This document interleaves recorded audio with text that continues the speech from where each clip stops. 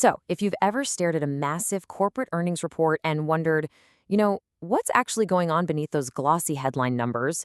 Well, you are in the right place. Today, our goal is to translate a really dense 15-page financial compliance document from Tata Consultancy Services, or TCS, into a clear, structured narrative. We're going to bypass the standard PR spin and look directly at the raw data for their first quarter ending June 30, 2026.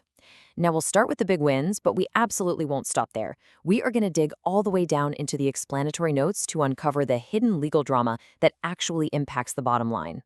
Okay, let's dive into this. Here is our roadmap for the explainer today. We're going to tackle this in 4 clear stages: the big picture, where money comes from, the cost of business, and finally, the million-dollar fine print. Section 1. The big picture. Quarterly success at scale. Just to ground us for a second, we're looking at Tata Consultancy Services Limited, an absolute giant in global IT services and consulting. And when a company of this sheer magnitude reports quarterly earnings, the numbers are, quite frankly, almost hard to wrap your head around. Let's look at the main headline number: 72,275 crore. Now, for context, 1 crore is 10 million rupees. So that is the top-line revenue from operations for just a single 3-month period, the first quarter of the 2026-2027 fiscal year. Just let the sheer size of that operation sink in for a moment. In just 90 days, this company brought in over 72,000 crore rupees. It's an astronomical figure that highlights their deep entrenchment in the global digital infrastructure. But hey, revenue is only part of the story, right? Shareholders want to know what's actually coming back to them. And that brings us to 12 rupees. The board of directors declared an interim dividend of 12 rupees per equity share for this quarter. When a company pulls in massive revenues, this is exactly how they show immediate, tangible value being returned directly to the shareholders. It's a huge signal of confidence in their cash flow and overall operational stability. Section 2. Where money comes from. Segment analysis. So with over 72,000 crore on the books, where exactly is all that money coming from? Now, what's really interesting about this breakdown is the massive imbalance.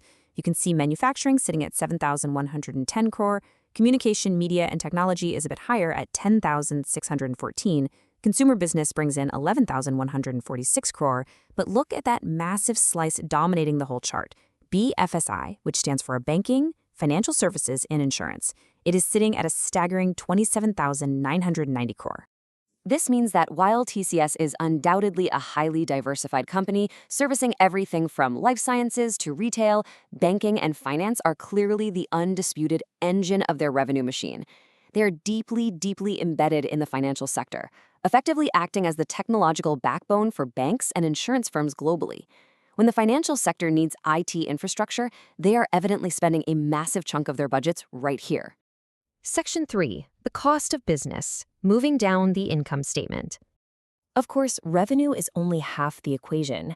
Let's move down and see how this builds when we look at the money going out. For the quarter ending June 30, total expenses hit 55,231 crore. That is up over 2,000 crore from the previous quarter in March.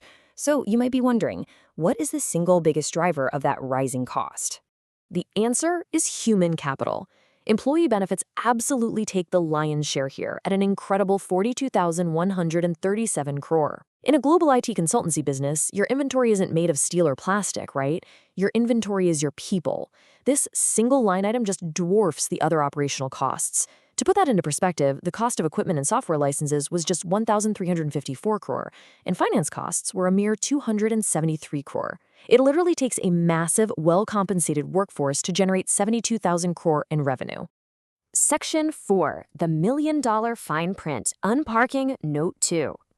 Okay, so we've looked at the massive revenues and the towering employee costs, but honestly, the most fascinating detail is buried all the way at the end of the report, in Explanatory Note 2. It details a lengthy legal dispute regarding the Computer Sciences Corporation, or CSC. They alleged the misappropriation of trade secrets. We're going to neutrally track exactly how the reality of this litigation finally materialized on their balance sheet. To really understand the financial impact today, we have to walk chronologically through this multi-year battle.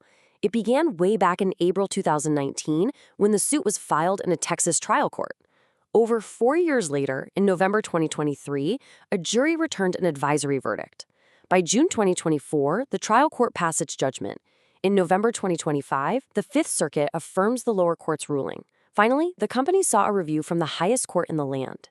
But on June 15, 2026, which falls squarely within the exact financial quarter we are analyzing today, the U.S. Supreme Court officially denied the petition. The legal road had finally come to an end. And this brilliantly illustrates how the end of that legal road translated into hard, unavoidable financial numbers. The court-ordered penalties were substantial. We are looking at $56 million in compensatory damages, $112 million in exemplary damages, and $26 million in prejudgment interest. Because the Supreme Court denied the petition in June 2026, the company had to make an additional provision of $70 million specifically to cover those exemplary damages and awarded costs. So the crucial point is this final, localized impact on the Indian balance sheet for this quarter. That recent $70 million provision translates to exactly 668 crore rupees.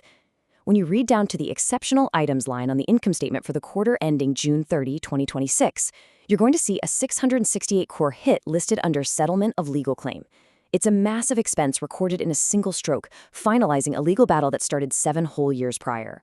So, when headlines boast of massive 72,000 crore top-line revenues, are you remembering to read the fine print? Are you looking for the 668 crore exceptional items hiding in the margins?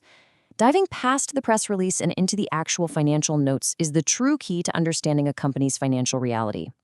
Thanks for joining me for this explainer, and remember to always keep looking for the story behind the numbers.